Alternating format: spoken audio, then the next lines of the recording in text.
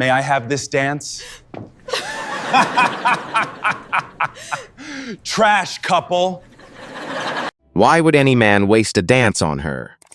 Brandon Hayes said it loud enough for the orchestra to hear. His champagne glass hung in the air. His smile was clean, expensive, and cruel.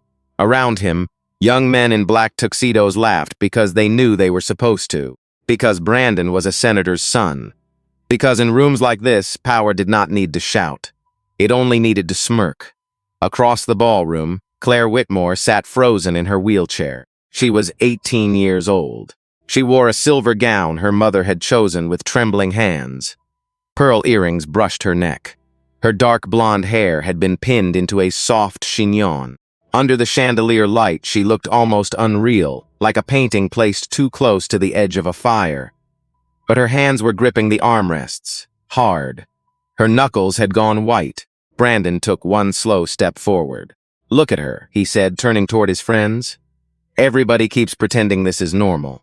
But come on, a debutante ball for a girl who can't even stand?" A few guests looked down. A woman near the dessert table pressed her napkin to her lips. No one spoke, not one person. Claire's mother, Elizabeth Whitmore, stood behind the wheelchair with both hands over her mouth. Her breath came in short, broken pulls. Her husband, Richard Whitmore, rose halfway from his seat at the front table. A man who had built hospitals, bought companies, donated wings to medical schools.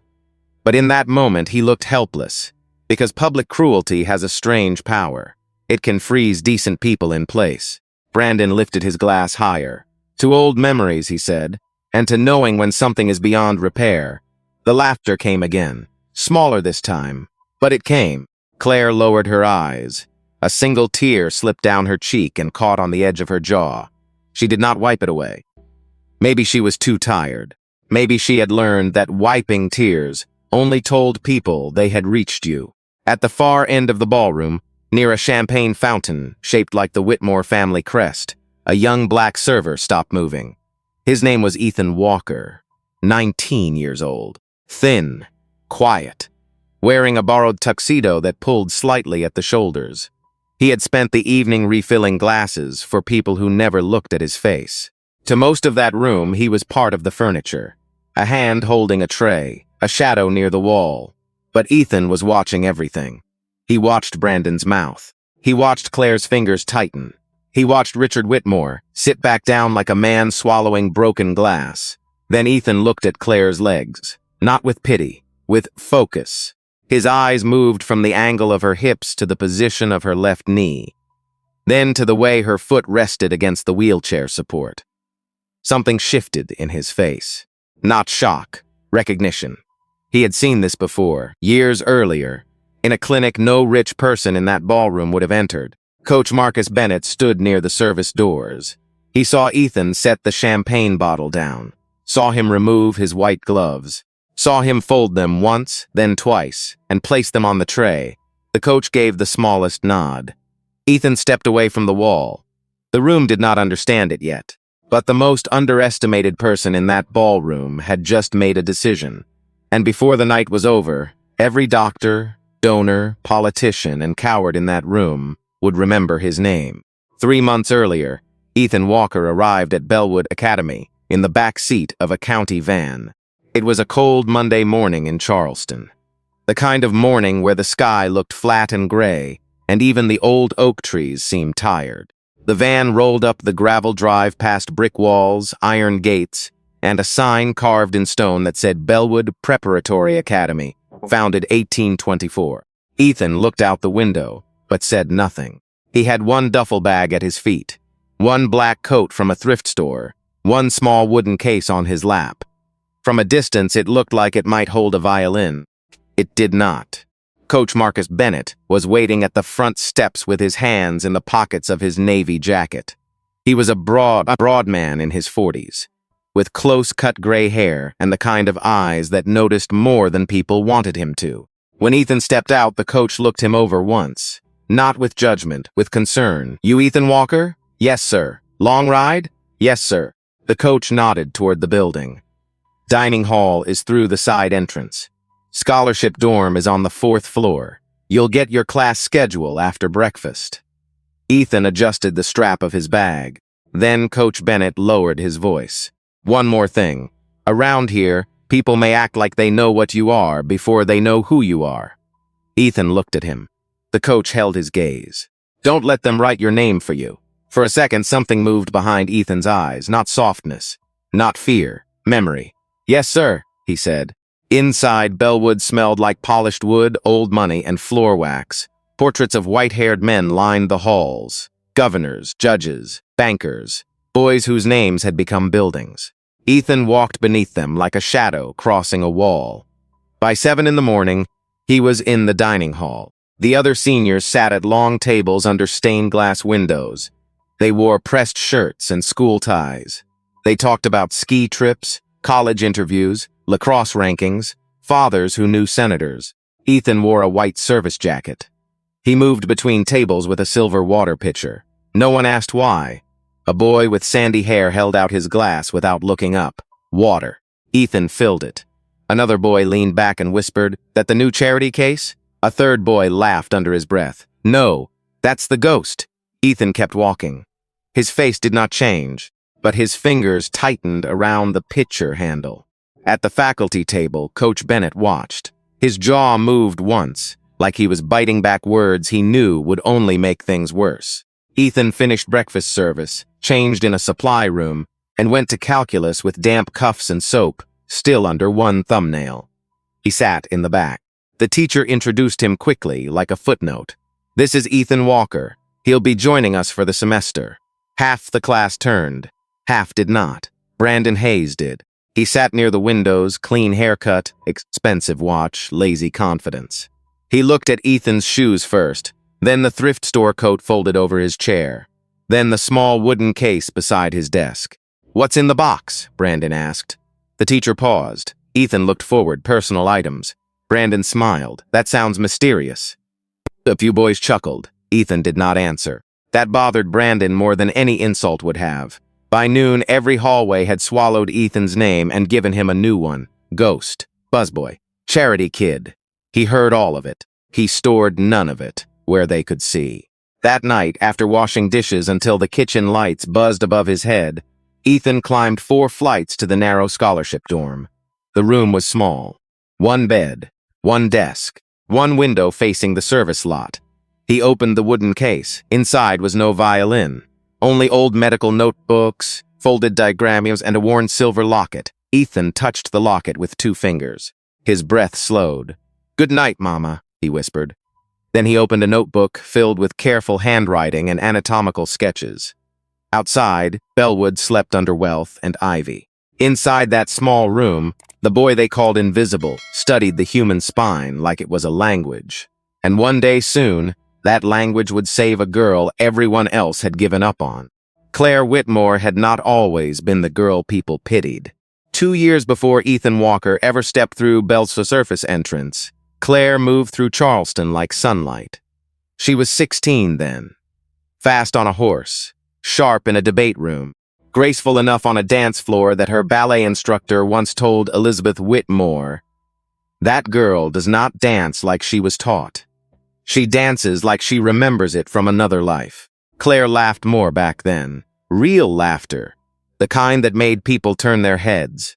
Her father, Richard Whitmore, used to watch her from the rail at riding events with one hand on the fence and the other around a paper cup of bad coffee. He never cared about the trophies. He cared about the way Claire looked when she rode. Free.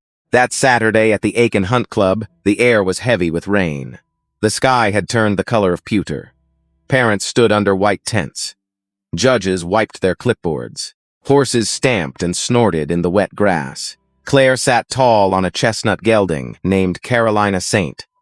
Elizabeth stood near the ring, twisting a handkerchief between her fingers. "Do they need to delay this?" she asked. Richard looked toward the clouds. "They'll call it if it gets dangerous," but no one called it. Claire entered the ring in a navy riding jacket, white breeches, black helmet, calm hands. Carolina Saint moved under her like music. One turn, one clean transition, one quiet breath. Then thunder cracked over the field, not distant thunder. A violent, splitting sound. The horse bolted. Claire pulled the reins. Her body shifted. The crowd gasped. The gelding hit the rail crooked, and Claire went over. For one terrible second, she was in the air. Then she struck the ground. The sound was not loud. That made it worse. Richard ran before anyone called his name. Elizabeth screamed once, and then could not make another sound. The rain finally broke, hard and sudden, slapping the grass, the tents, the white rails. Claire was awake when her father reached her. Her eyes were wide. "Dad," she whispered, "I'm here. Don't move, I can't feel my legs." Richard's face changed in a way no boardroom had ever seen. Not fear, exactly. Something deeper. The collapse of every promise a father thinks he can keep. At the hospital, doctors moved with practiced calm. Scans, tests, quiet conversations behind glass. Elizabeth sat with Claire's riding gloves in her lap, rubbing the leather thumb until the seam began to fray. Hours later, a neurosurgeon came in. He spoke carefully, too carefully. "There appears to be significant trauma around the lower spinal region." Richard leaned forward. "Will she walk?" The doctor looked at Claire, then back at Richard. "We need more time." But time did not help. Neither did money. In the months that followed, Richard sent scans to specialists across the country. Boston, Baltimore, Cleveland, Los Angeles, then overseas London, Stockholm, Berlin. Each answer arrived wrapped in medical language. Permanent impairment. No recommended intervention. Mobility support. Adjustment counseling. Claire learned to hate those words. She stopped asking questions after the 7th opinion. She stopped looking at her riding boots after the 9th. After the 12th, she asked Elizabeth to remove the mirror from her bedroom. Not because she hated her face, because she hated seeing the wheelchair behind her. Brandon Hayes visited twice. The first time, he brought flowers and looked uncomfortable. The second time, he brought a stuffed bear and checked his phone, while Claire tried to talk. After that, he stopped coming. Claire pretended not to notice.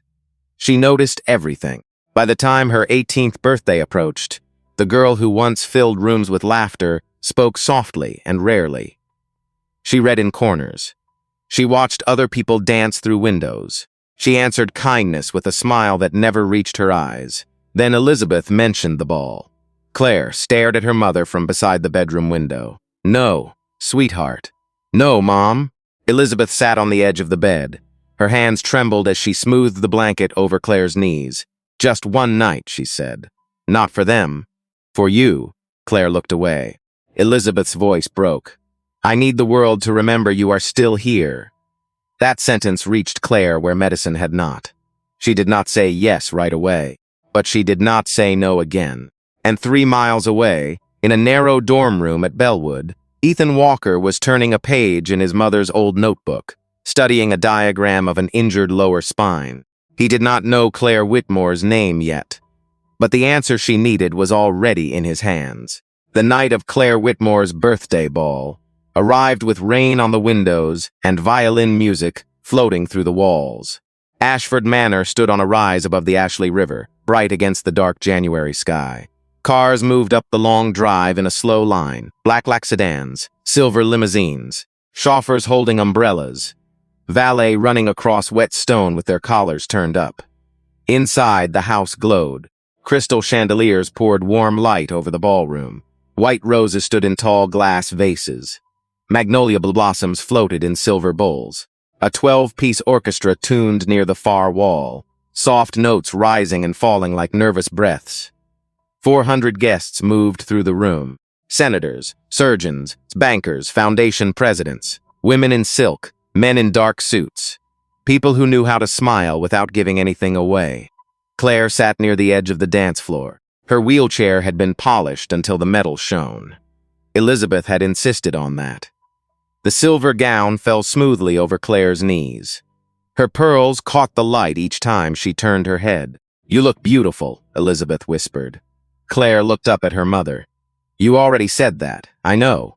You said it in the bedroom, and in the hall, and at the top of the stairs." Elizabeth tried to smile. Her eyes were wet. "I may say it again." Claire lowered her gaze. "Please don't cry tonight." Elizabeth pressed her lips together and nodded too quickly. "I won't." But she was already crying. Across the room, Richard Whitmore stood beside a former governor, and nodded at something he had not heard. His eyes kept moving back to his daughter, every few seconds, as if looking away too long might cause her to disappear.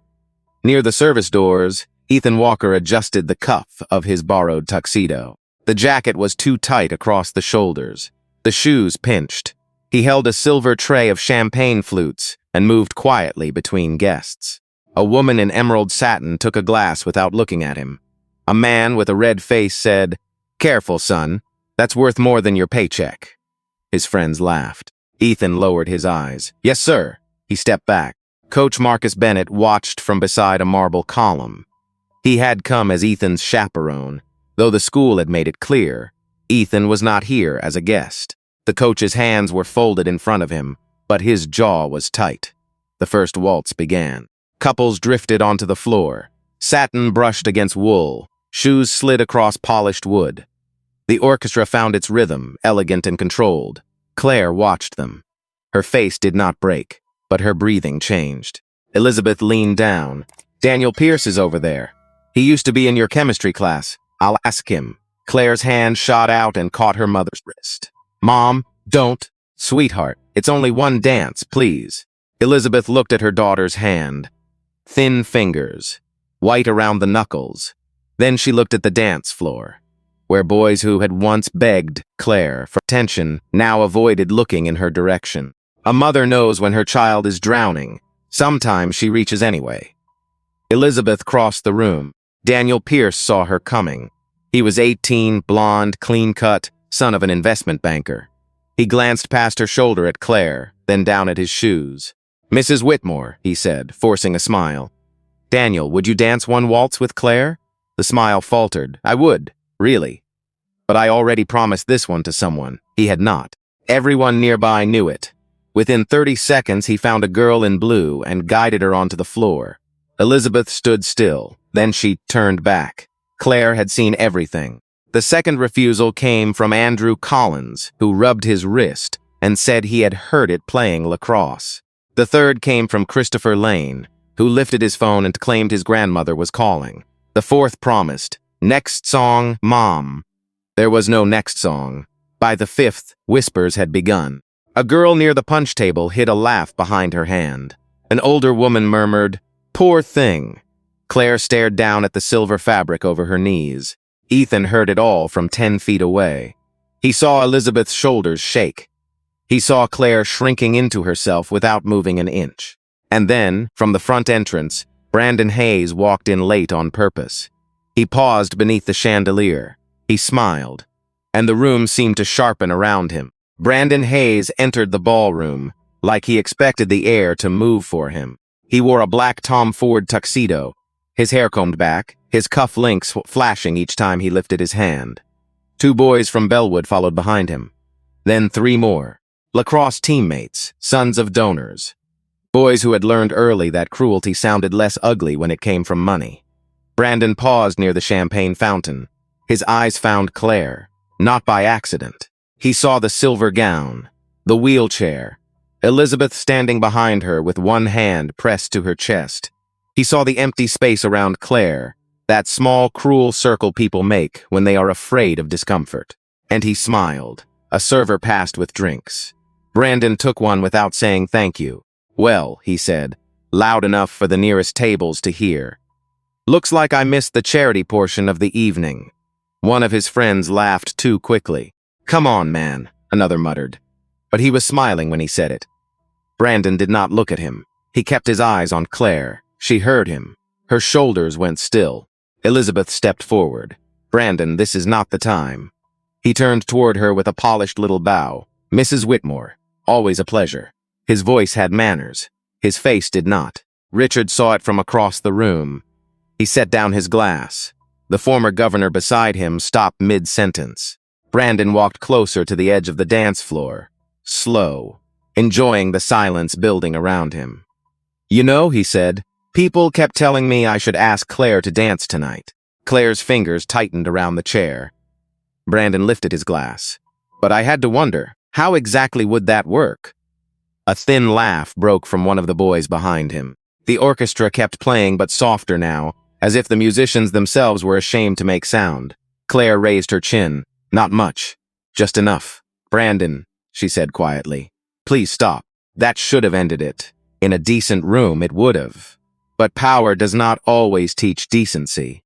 Sometimes it teaches people that other people's pain is entertainment.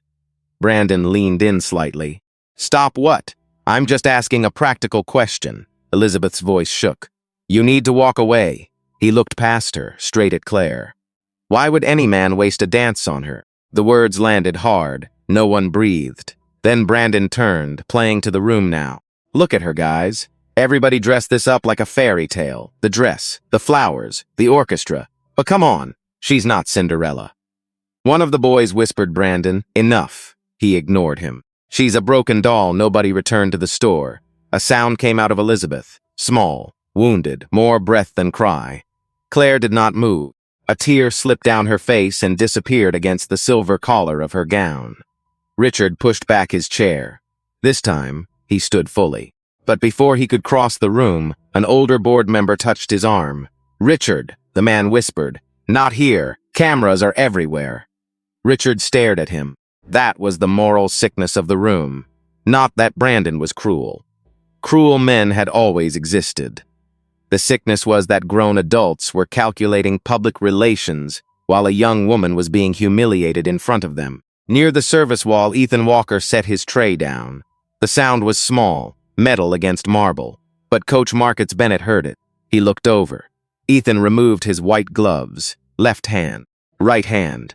He folded them slowly, carefully, like a man closing the door on fear. Coach Bennett's eyes narrowed. He knew that look. It was the same look Ethan wore during calculus when rich boys laughed at his coat. The same look he wore in the kitchen when another student called him a charity case. Not anger. Not exactly. Decision. Coach Bennett gave one small nod. Go. Ethan stepped forward. At first, nobody noticed him. They were too busy watching Brandon, watching Claire, watching Richard Whitmore decide whether dignity was worth a scandal. Then Ethan crossed into the open light of the dance floor. Heads turned. A few guests frowned. A woman in pearls whispered, "Is that Staff?" Brandon saw him and laughed. "Where do you think you're going, buzzboy?" Ethan kept walking. Brandon moved into his path. "I asked you a question." Ethan stopped 1 foot from him. The room tightened. Brandon's smile sharpened. "You people really don't know your place, do you?" Ethan looked at the hand Brandon had raised to block him. Then he looked into Brandon's eyes. Quiet, steady, unblinking. For the first time that night, Brandon's confidence cracked. Only for a second. But it cracked. Ethan stepped around him and continued toward Claire.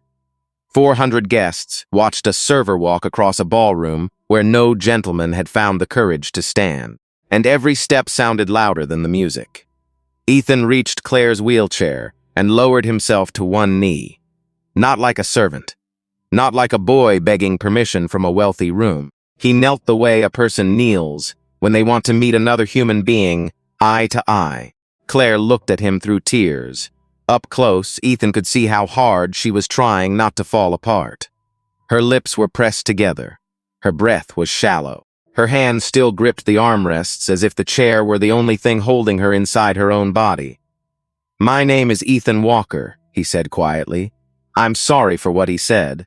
Claire blinked. No one had said that yet. Not clearly, not directly, not to her face. Behind him, Brandon let out a sharp laugh. "This is adorable. The help is giving speeches now." Ethan did not turn around. Elizabeth did. Her face was pale, but her eyes had changed. Grief was still there, but so was something else. Hope. Small, frightened, almost ashamed of itself. Ethan kept his voice low. "Miss Whitmore, may I have this dance?" The room went silent in a new way, not the silence of discomfort, the silence of disbelief. Claire stared at him. "I can't." "I know what they told you. My legs do not work." "I know what they told you," he repeated, "but I do not think they told you the whole truth." A murmur moved through the ballroom. Richard stepped closer. "What did you just say?" Ethan finally turned his head. Every eye in the room was on him now. Doctors, lawyers, donors, politicians. People who had spent their lives respecting titles more than truth. Ethan swallowed once. Then he spoke. "She is not showing the pattern I would expect from complete permanent paralysis." A man near the front table stood. Dr. Alan Mercer, a famous spine surgeon from Boston. Silver hair, black tuxedo, voice like a verdict. Young man, you need to stop talking. Ethan looked at him. Yes, sir, I understand how this sounds. No, you do not. Dr. Mercer stepped forward. You are making medical claims in a private home, in front of a vulnerable patient, with no license, no examination, and no authority. That is true, Ethan said. The answer surprised him. Dr. Mercer frowned. Ethan continued, I am not asking anyone to ignore her doctors. I am asking why no one is questioning a diagnosis that does not match her body. Brandon clapped once. Slow, mocking. Wow. The busboy watched one medical show, and now he's Mayo Clinic. A few people laughed, fewer than before, because Ethan did not flinch. He looked back at Claire. Your left foot turns slightly inward when you relax. Your right knee has preserved reflex response. Your hip flexors are weak, but not silent. And when Brandon spoke, your toes curled inside your shoe. Claire's face changed. So did Richard's. Elizabeth whispered Claire. Claire looked down at her feet. I felt something, she said. Her voice was so soft most people missed it. Ethan heard. What did you feel? Claire's eyes filled again. Pain. The word moved through the room like a match-catching paper. Pain meant nerves. Pain meant signal. Pain meant something had been missed. Dr. Mercer's expression tightened. That could be spastic response. It proves nothing. No, sir, Ethan said, not alone. He took a breath. Then he said the sentence that stopped Richard Whitmore cold. Dislocated lower lumbar vertebra. Chronic compression near the sciatic pathway. Scar tissue binding the nerve after trauma. It can mimic permanent paralysis if no one tests the mechanical restriction under load. Richard stared at him. For 2 years, he had heard doctors speak in polished language. Clean language. Dead language. But this sounded different. Specific. Practical. Alive. Brandon's face darkened. Somebody get him out of here. No one moved. That was the first shift. Small, but real. Coach Bennett stepped away from the column and stood near the service doors, arms folded. He did not speak. He did not need to. Richard came closer, one step at a time. Who taught you those words? He asked. Ethan touched the silver locket at his neck without thinking. My mother. What was she? A nurse. And your father? Ethan's jaw tightened. A doctor. Dr. Mercer gave a dry laugh. And where exactly did this father practice? Ethan looked at the surgeon. In places where people could not afford men like you. That landed harder than a shout. The room felt it. The judgment in it. The truth in it. Claire looked at Ethan as if the floor beneath her life had shifted. Are you saying I might walk? Ethan did not rush to comfort her.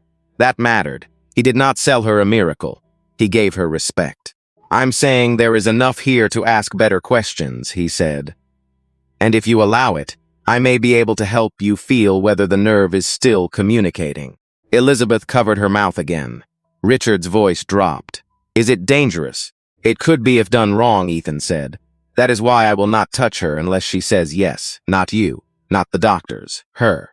For the first time that night, every powerful person in the room had to wait for Claire Whitmore. Not as a patient. Not as an object of pity. As the only person whose consent mattered. Claire stared at Ethan. Her hands slowly loosened from the armrests. Then she whispered, yes. Claire's yes did not sound like confidence. It sounded like someone opening a door in the dark. Ethan nodded once, then turned to Elizabeth. May I move the side of her gown, only enough to reach her lower back? Elizabeth looked at Claire. Claire nodded. Her mother knelt beside her and carefully gathered the silver fabric away from the wheel. Her hands shook so badly that one pearl bracelet tapped against the chair frame. Tick, tick, tick. Dr. Mercer stepped closer. This is irresponsible. Richard turned toward him, then watched closely. The doctor's face hardened, but he did not move. Ethan washed his hands in a silver bowl brought by a stunned server. He dried them with a clean linen napkin. Every motion was careful, plain, professional. He looked at Claire again. I will tell you everything before I do it. If you want me to stop, say stop. I stop immediately. Claire swallowed. Okay. Ethan placed 2 fingers near the base of her spine, not pressing yet. Feeling, waiting. His face changed into something almost distant. The ballroom disappeared for him. The music, the rich men. Brandon's sneer, all gone. There was only the body in front of him. A body that had been spoken about for 2 years, scanned, labeled, filed, but not truly listened to. Claire flinched. Ethan stopped. Pain? Her eyes widened. Yes, sharp or dull? Sharp. Down the leg? Her breath caught. Yes. A murmur spread through the guests. Dr. Mercer's eyes narrowed. Ethan moved his hand half an inch, pressed gently along the left side of the lower spine. Claire gasped and grabbed the armrest. Elizabeth almost reached for him. You're hurting her. Ethan pulled back immediately. Claire shook her head. No, wait. Her voice trembled. That pain. I know that pain. Richard stepped closer. From when? From the accident. She looked at Ethan, frightened now. I felt it right before everything went numb. Ethan nodded. That matters. Brandon scoffed from behind them. This is insane. She is desperate. You are all letting some kitchen boy play doctor because you want a miracle. Ethan did not answer. Coach Bennett did. Son, you have done enough damage tonight. Brandon turned. Who are you talking to? A young man who has mistaken volume for worth. The words cut clean through the room. A few older guests looked down. They had tolerated Brandon. That made them part of it. Ethan returned his focus to Claire. He placed one hand against the side of her hip and the other near the lower back. This is not a cure, he said. This is only a test. A release may reduce pressure for a moment. It may tell us whether further treatment is worth pursuing. You understand? Claire nodded, tears gathering again. Yes. Breathe in. She did. Slowly out. She exhaled. Ethan waited for the exact second her body softened. Then he made one controlled adjustment. Small, precise, barely visible. Claire cried out. Elizabeth grabbed her daughter's hand. Richard froze. The sound that followed was not dramatic, not cinematic, not the kind of sound people expect when a life changes. It was a breath. Claire sucked in air like she had been underwater. My foot, she whispered. No one moved. Ethan leaned closer. My foot is burning. Dr. Mercer stepped forward fast. Move aside. Richard blocked him with one arm. Wait. Claire stared down at her shoes. Her lips parted. Her whole body seemed afraid to believe itself. Ethan spoke softly. Try to move your toes. I can't. Do not force it. Think smaller, just the big toe. Claire closed her eyes. The ballroom held its breath. A violinist lowered her bow. Somewhere, a glass trembled against a table. Claire's right shoe shifted. Not much. A fraction, but enough. Elizabeth made a sound that broke every heart in the room. Richard's hand went to his mouth. Dr. Mercer went pale. Ethan did not smile. Not yet. He knew better than to turn pain into performance again, he said gently. Claire sobbed once. I'm scared, I know. What if it goes away? Then we keep asking better questions. That was the first kind thing anyone had said to her body in 2 years. Not a promise, not pity, a path. Claire breathed in. Her toe moved again. This time everyone saw it. A woman screamed softly. A man whispered, Dear God. Brandon took one step back. For the first time all night, no one was looking at him. They were looking at Claire, and Claire was looking at Ethan Walker, the boy they had ignored, the boy they had mocked, the boy with no title in the room. He held out his hand. Miss Whitmore, he said, voice steady. Would you like to try standing? Claire stared at Ethan's hand as if it belonged to another world. For 2 years, hands had pushed her chair. Hands had adjusted her blankets. Hands had lifted her from beds, cars, examination tables. Helpful hands, gentle hands, professional hands. But this was different. This hand was not offering to carry her. It was asking if she wanted to rise. Elizabeth knelt beside her daughter, crying openly now. Baby, you do not have to do this. Claire looked at her mother, then at her father. Richard stood a few feet away, one hand pressed against his chest, as if his heart had become too heavy to hold from the inside. I want to try, Claire whispered. Ethan nodded. Then we try slowly. Dr. Mercer stepped in again, voice tight. If she falls, if there is additional damage, this family will hold you responsible. Ethan looked at him.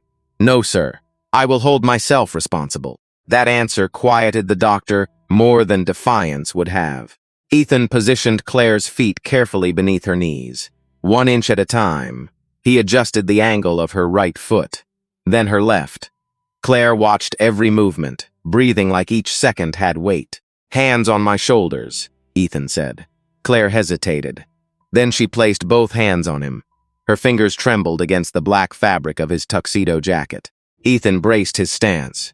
Do not pull with your arms. Let your body remember the floor. Her lips parted. I do not know if it remembers. It does, he said. It has been waiting for someone to ask. The room heard that. So did Brandon. His face twisted, but he said nothing. There was no space for him now, no laughter to hide inside. Ethan counted softly, one breath. Claire inhaled, another. She exhaled. Now lean forward. Claire leaned. For a moment, nothing happened. Then her weight shifted. Her knees trembled. Elizabeth reached out, but Richard caught her wrist gently. Let her, he whispered. Claire pushed. Ethan supported her. The wheelchair creaked. Her body rose half an inch, then stopped. A sigh escaped her, part pain, part fear. I can't. You are already doing it, Ethan said. She looked down. He was right. Her hips were no longer fully on the seat. The truth hit her before her legs did. She was not standing yet, but she was not sitting either. Claire cried then, not quietly, not politely. She cried like someone whose grief had been locked in a room for too long. I'm scared, she said again. Ethan's voice softened. That means this matters. The second push came harder. Her knees shook violently. Ethan tightened his grip, not around her waist, but at her forearms, keeping her in control of her own body. That mattered. He did not drag her up. He helped her claim the movement. Then it happened. Claire Whitmore stood, bent forward, shaking, barely balanced, but standing. The ballroom broke. Elizabeth covered her face and sobbed. Richard stepped back like the sight had struck him. A woman near the orchestra dropped her glass.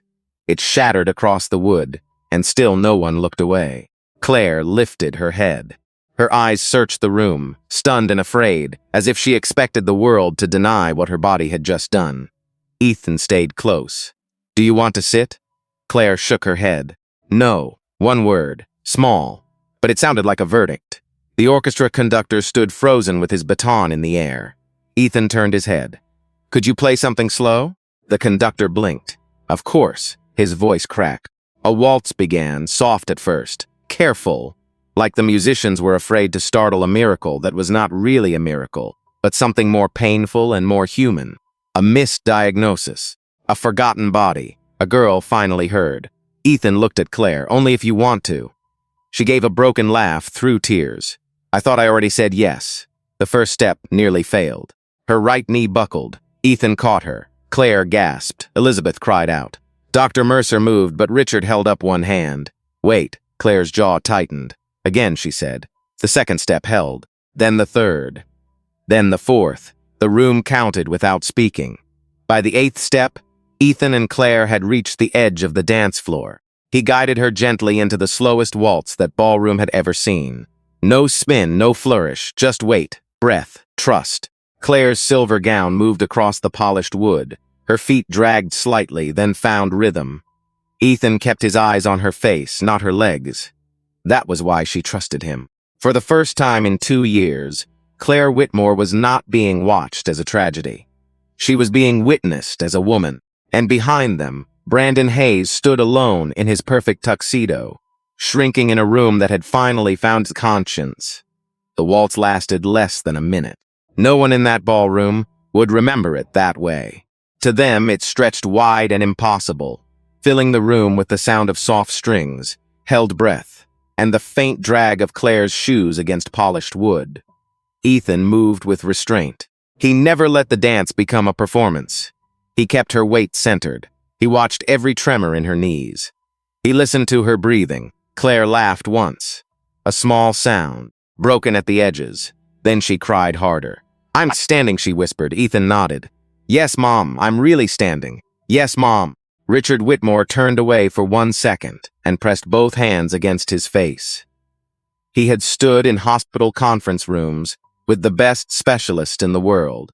He had written checks large enough to fund entire departments. He had bought equipment, influence, and access. But he had not been able to buy this.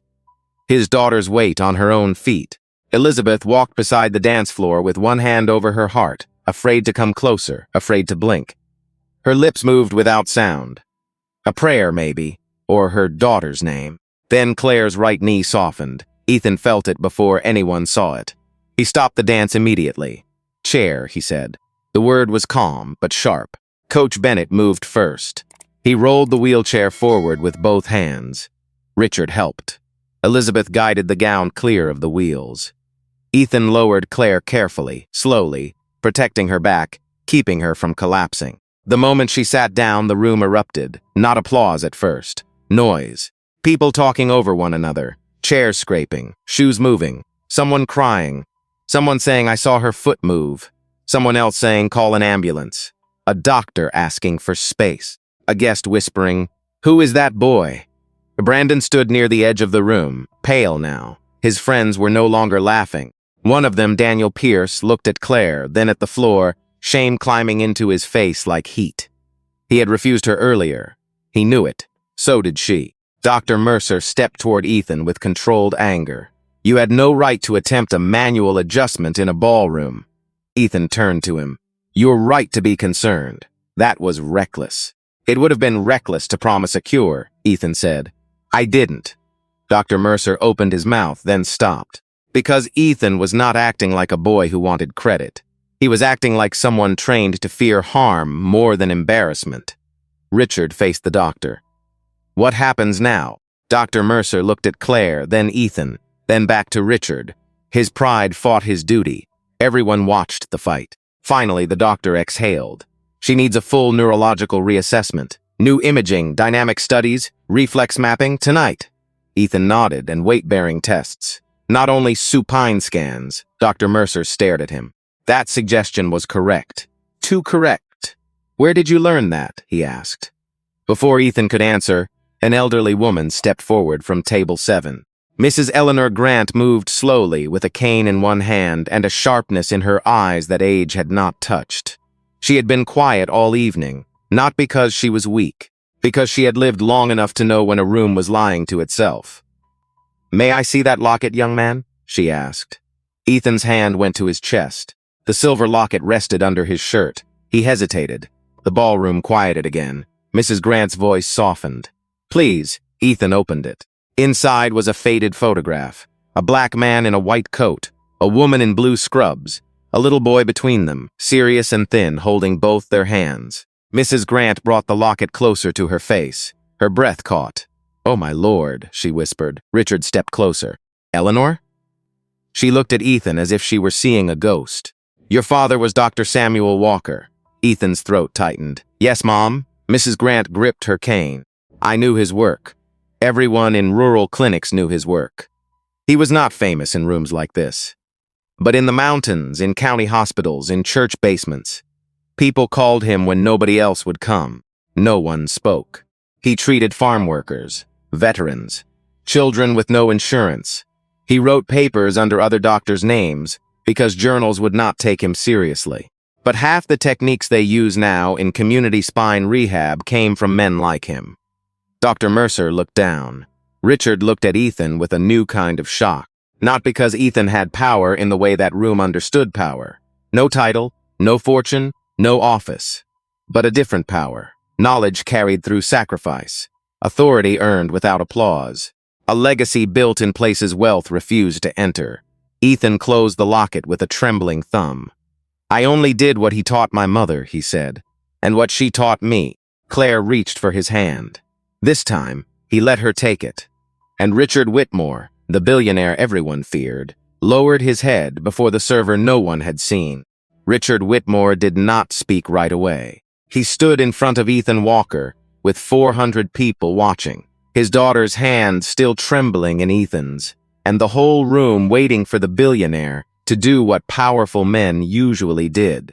Take control, demand answers, protect his name. Instead, Richard lowered himself to one knee. A sound moved through the ballroom, not a gasp, something deeper. A room full of important people realizing the order of the world had just changed. Ethan stepped back. "Sir, please don't." Richard looked up at him. "My daughter stood tonight because you saw her when the rest of us saw a diagnosis." Ethan's eyes lowered. "I only saw what was there." "No," Richard said. His voice shook now. "You saw what pride, money, and fear missed." Elizabeth moved to Claire's side and held her face in both hands. Claire was still crying, but her tears had changed. They were not humiliation anymore. They were release. Her body had not been fixed in one night. Everyone understood that. She would need tests, therapy, doctors who listened, months of work, but hope had entered the room. And hope, real hope, does not shout, it breathes. Brandon Hayes tried to leave quietly. Coach Bennett saw him first. Not yet, the coach said. Brandon froze near the service doors. His father, Senator Hayes, stood from table 1 with a face like stone. He walked toward his son, slow and controlled. "Brandon," he said under his breath, "what did you do?" Brandon swallowed. "Dad, I was just joking." Claire looked at him then. The room went still. "No," she said. "One word, clear, steady. You were cruel, and everyone here needs to stop calling cruelty a joke." No one defended him. Not this time. Daniel Pierce, the boy who had refused her first dance, stepped forward with red eyes. "Claire," he said, "I'm sorry." She looked at him for a long second. Then she nodded. Not forgiveness. Not yet. But that was enough. By midnight, Claire was taken to a private medical center for a full reassessment. Dr. Mercer went with her, so did Ethan.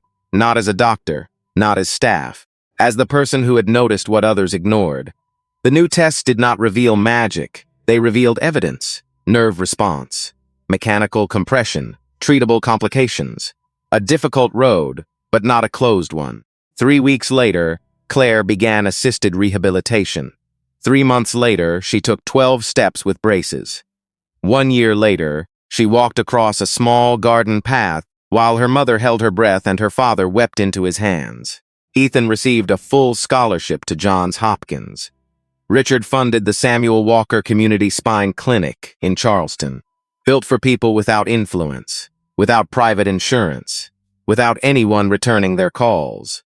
On the first wall, beside the entrance, they placed one sentence from Ethan's mother's notebook. "Listen to the body before you label the person." Brandon lost more than status. He lost the comfort of being protected by silence. The video from the ballroom spread. Not because people wanted scandal, but because people recognized the shape of the truth.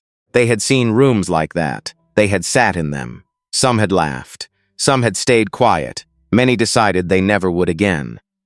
Years later, Claire returned to that same ballroom. She walked in slowly, with strength earned the hard way. Ethan stood beside her, no tray in his hands, no borrowed tuxedo, no need to prove he belonged. The orchestra began a waltz. Claire smiled. This time, no one wondered why a man would dance with her. They wondered how they had ever failed to see her, and maybe that is the lesson. Never measure a person by the chair they sit in, the uniform they wear, the money they lack, or the room that refuses to honor them. Sometimes the person everyone overlooks is carrying the very knowledge, courage, and grace that can heal what pride has broken.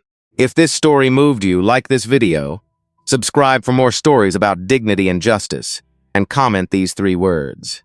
Never stay silent.